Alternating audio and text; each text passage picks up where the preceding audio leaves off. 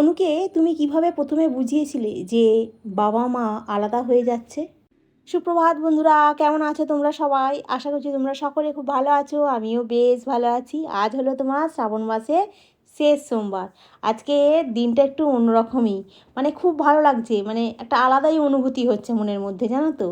তো সকাল সকালে যে ঘুম থেকে উঠে পড়েছি, কালকে একটু তাড়াতাড়ি শুয়ে পড়েছিলাম বলে আজ একটু সকাল সকাল উঠে পড়েছি।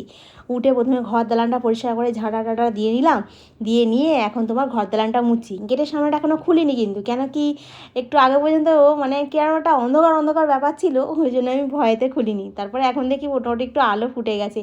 বাইরের আকাশটা না পুরো অন্ধকার করে এসেছে, জানো তো। সারাটা দিন আজকে তোমার বৃষ্টি হয়েছে, সারাটা দিন, মানে কি বলবো, এত অস্বস্তি বিরক্তি হচ্ছিলাম। সকালবেলাটা মানে মোটামুটি একটু শুকনো শুকনো মতো ছিল, কিন্তু কালো হয়ে এসেছিলো। আর এই দেখো না, গেটের সামনেটা পুরো ঝাড় টাড় দিয়ে পরিষ্কার করে সিঁড়ি টিড়ি সমস্ত কিছু ঝাড় দিয়ে গেটের সামনেটা তোমার একটু জল দিয়ে তারপরে তোমার স্নান করতে যাব। স্নান টান করে ঠাকুরের স্থান পরিষ্কার করে মুছে, আজকে তো তোমার 5টা 51 থেকে তোমার শুভ সময় পড়েছে, আর 8টা 29 পর্যন্ত, তার মধ্যে তোমায় পুজো করতে হবে, তার মধ্যে তোমায় রান্না করতে হবে, চা করতে হবে, টিফিন করতে হবে, সব একসাথে করতে হবে। তবে 8টা 30 একটু বেশিই বলে ফেললাম, আমাকে 8টার মধ্যে রেডি করতে হবে, ঠিক আছে। তবুও আজকে তনু মানে বৃষ্টির জন্য একটু লেটে বেরিয়েছে, কিন্তু আমার হয়ে গেছিলো, মানে 8টার মধ্যে সব কিছু হয়ে গেছিলো। আর এই স্নান টান করে একদম ব্যালকনির কাছে চলে এলাম, দিয়ে এসে মাথাটা ভালো করে পরিষ্কার করে মুছে নিয়ে গামছাটা শুকনো করতে দিচ্ছি। তো বুলু খালি বলে কি যে তুই মাথায় গামছা দিয়ে কেন পুজো করিস, গামছা দিয়ে পুজো করতে নেই। আমি না খালি ভুলে যাই, আর ভুলে যাই বলতে কি মাথা থেকে এত চুল টুল পড়ে তো, আর ঠাকুরের স্থানে চুল চুল হয়ে যায় বলে আমি মাথায় গামছাটাকে জড়িয়েই রেখে দিই। আর ভিজে চুলটা সামনেটা একটু আঁচড়ে নিয়ে গুটিয়ে নেবো, কারণ এই চুল ছেড়ে আমি পুজো করতে মোটে পারি না। আমাকে এই চুল ফুল গুটিয়ে নিয়ে তবে আমি পুজো করতে বসবো। ভিজে চুল হলে আর কিছু করার নেই, জানো তো।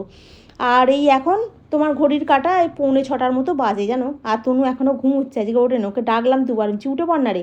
বলছে উঠছি উঠছি উঠবো ক্ষণ, এই করতে করতেই ও সময়টা কাটাচ্ছে। কি বলো তো বন্ধুরা, আমি না ঠাকুর পুজো করতে গেলে প্রায় 1 ঘন্টার উপরে সময় লেগে যায়। ওম নমঃ শিবায়, ওম নমঃ শিবায়, ওম নমঃ শিবায়, ওম নমঃ শিবায়।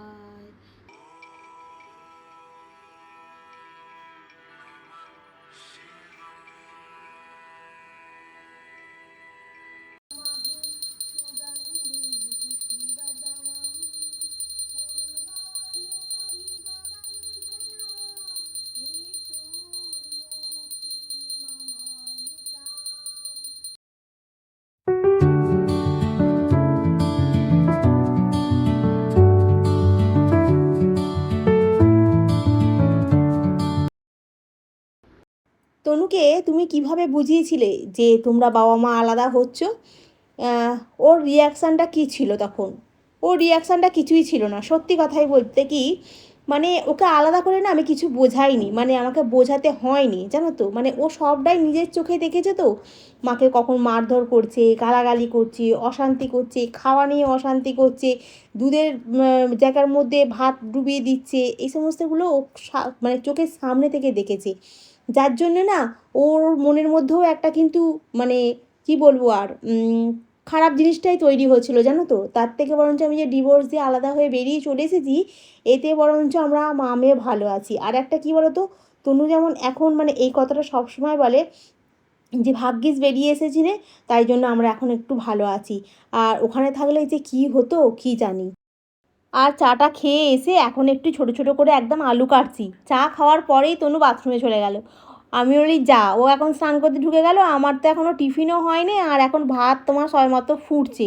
কী যে হবে, মানে আমি এত টেনশানে পড়ে গেছিলাম। যাই হোক, একদম ছোটো ছোটো করে আলু কেটে একটু আলু পোস্ত করে দিয়েছি আর রুটি করে দিয়েছি। আর তোমার ফ্রিজেতেই মাখা ছিল বলে অনেকটা বাঁচোয়া।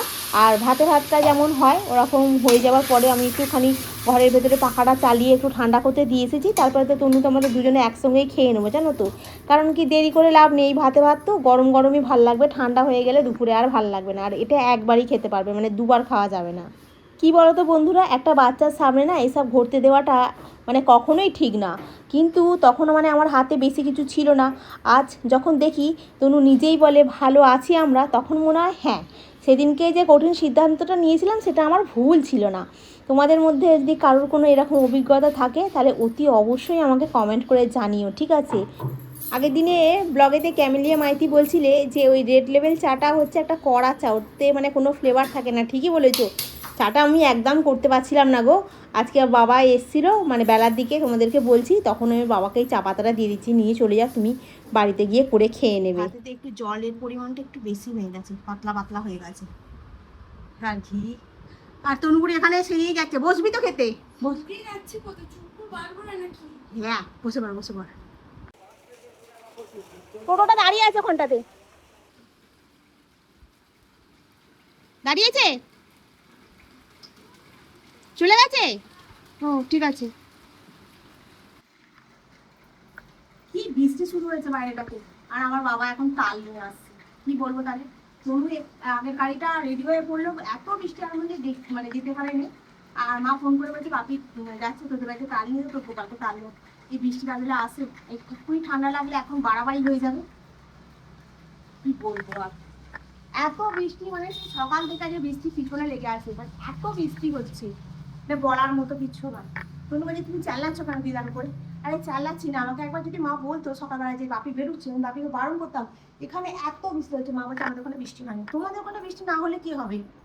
আর ওই যে আমি বলেছি না ভিডিওতে যে আমার গোপাল শ্রাবণ মাসে তাল খেতে পায়নি, এইটা আমার বাবা ভিডিওতে শুনেছে, শুনে আমাকে এই বর্ষাকালে এই এত বৃষ্টির মাথায় নিয়ে ঝমঝম করে চলে এসেছে। আর আমার গোপালেরও সত্যি সত্যিই তালের ফুরুলি খেতে ইচ্ছা করেছে, নাহলে কি করে হয় বলো তো? এই মানে ভগবান তো আর নিচে নেমে আসবে না, তাই না? ভগবান তো কারুর মাধ্যম দিয়েই মানে তাকে পাঠাবে। আর ওই হলো আমার বাবা, বাবা এই এখন মানে এত বৃষ্টিতে তাল নারকেল সব কিছু দিয়ে যাচ্ছে যাতে গোপাল তালের ফুরুলি খেতে পায়। আর এই দেখো না, বাড়িতে এসে 10 মিনিট বসতে বসতে মাথায় প্লাস্টিক দিয়ে আবার ভিজতে ভিজতে যাচ্ছে, ভিজতে ভিজতে এলো, পুরো চান হয়ে গেছে একদম, কোনো রকমে রেখে দিয়ে আবার এই ভিজতে ভিজতে যাচ্ছে, মানে কি বলবো। চলো তোমাদেরকেও দেখাই আজকে কি কি দিয়ে গেল। কত কি দিয়েছে দেখো, শশা দিয়েছে, তাল তাল আবার দুটো জায়গায় করে দিয়েছে। আর এই যে নারকেল, বুলুদের বাড়িতে যাবে আর আমাদের বাড়ির জন্য। দেখো বৃষ্টিটা কিরম হচ্ছে, খালি আগে দেখো কি ঝমঝম করে যে বৃষ্টিটা হচ্ছে, মানে বলার মতো নয়। বৃষ্টিটা হচ্ছে কি হচ্ছে তো, এত বৃষ্টিতে পৌঁছে গেছে বাবা। এতক্ষণ মায়ের সঙ্গে একটুখানি কথা বলে আমি যে পৌঁছে গেলে আমাকে আগে ফোন করবে। যাই হোক দাঁড়াইনি তো, বৃষ্টিতে ভিজে ভিজে গেছে বলে তাড়াতাড়ি পৌঁছে গেছে। আর ফোনটা এখন আমাকে ফোন করেনি, বললো যে ট্রেনটা না এসে আটকে আছে, ওই কেবিনের কাছে দাঁড় করিয়ে রেখে দিয়েছে। আমি আমার আলো থেকে অন্ধকার ঢুকে যাচ্ছি, কেবিনের কাছে দাঁড় করিয়ে রেখে দিয়েছে। জানো আমি ঠিক কি করবি তাহলে, কি জানি কখন পৌঁছালে, 11টা তো বাজতে যাচ্ছে। চলো আমি এখন জামা কাপড়টা ছাড়ি, আমি ভিডিওটা অন করতে পারিনি, আমি আগে বাসে পৌঁছে যাক তারপরে গিয়ে তোমার ভিডিওটা অন করব। একদম তো চার হয়ে গেছে না, তারপরে তোমার যে দেখাবো বাবা বৃষ্টিতে ভিজে গেছে, মা বলছে দেখাতে পারতিস তো বৃষ্টিতে ভিজে ভিজে গেছে।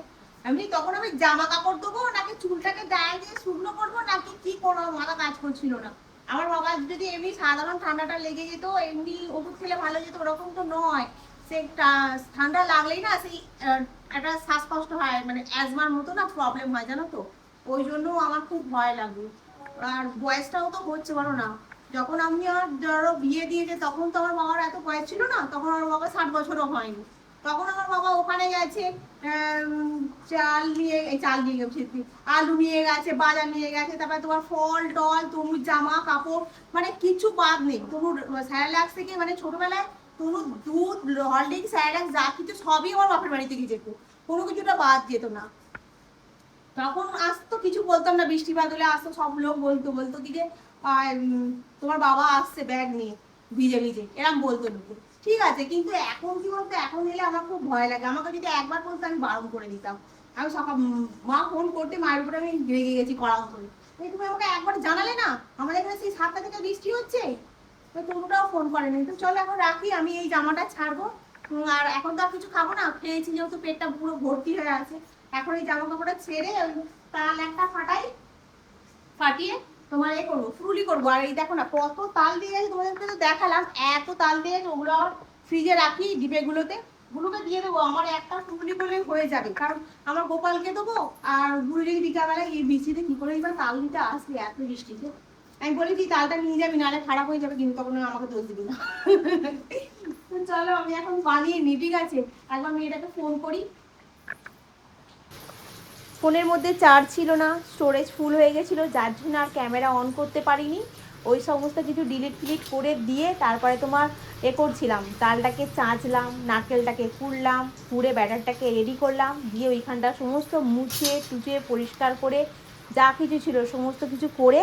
আর এই একেবারে জামা কাপড় তো তখনই ছেড়ে নিয়েছিলাম ব্যাটার যখন গুলছিলাম, কারণ কি ভাত খেয়েছিলাম, তো ভাত খেয়েও জামা কাপড় তো আর পরা যাবে না, ঠাকুরের ভোগ রান্না। আর নিরামিষের দিনকে না ঠাকুরের ভোগ রান্না করলে বেশ ভালো লাগে। আর এই এখানে ফুলুরিটা ভাজছি, আর গোপালকে দেবো। আর তনুর বলছি, বুলুর গোপালের জন্য দুটো রেখে দেবো, কারণ ওর গোপালকে দেবে বলে দিয়েছে। তো চলো একেবারে ভেজে নিয়ে যাই। খুব বেশি করিনি, অল্প করেই করেছি।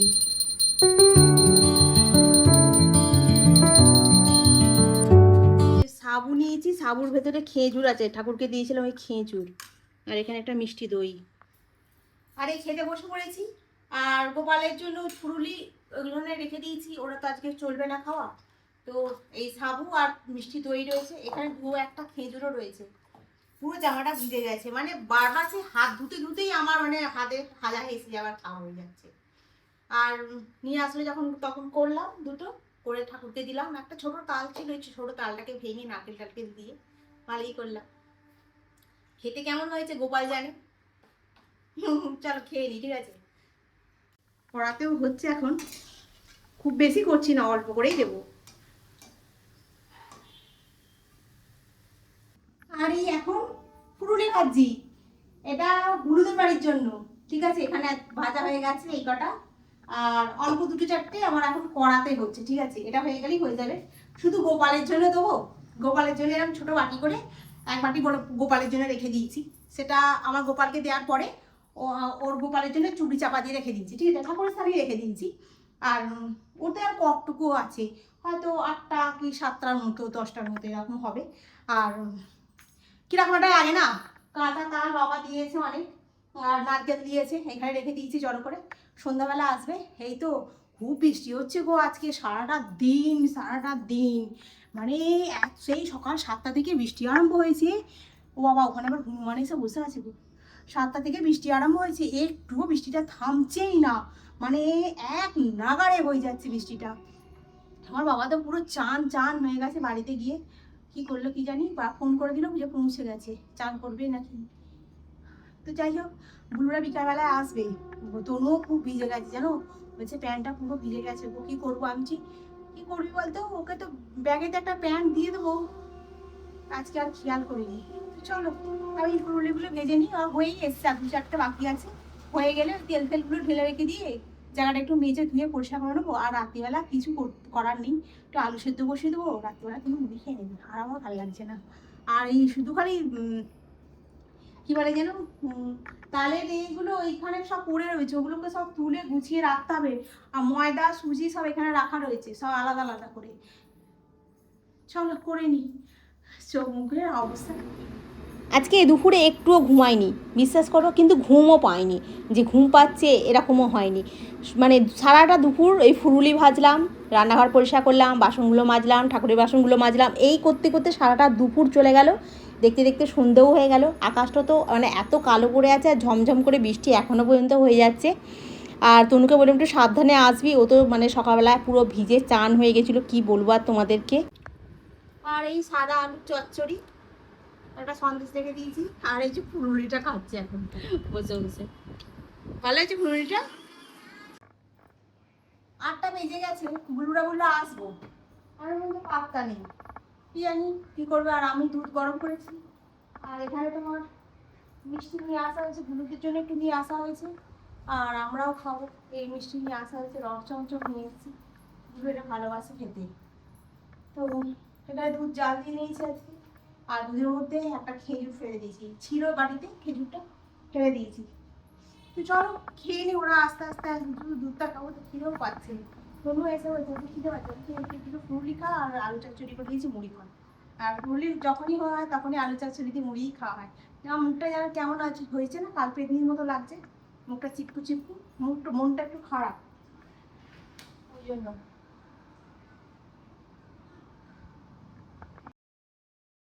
আর এই বুলুরা এসেছে, ওদেরকে একটুখানি গুছিয়ে দিলাম, ওই বাবা যে তালফালগুলো দিয়েছিল। আর বুলু বলছে ভিডিও করছিস কেন?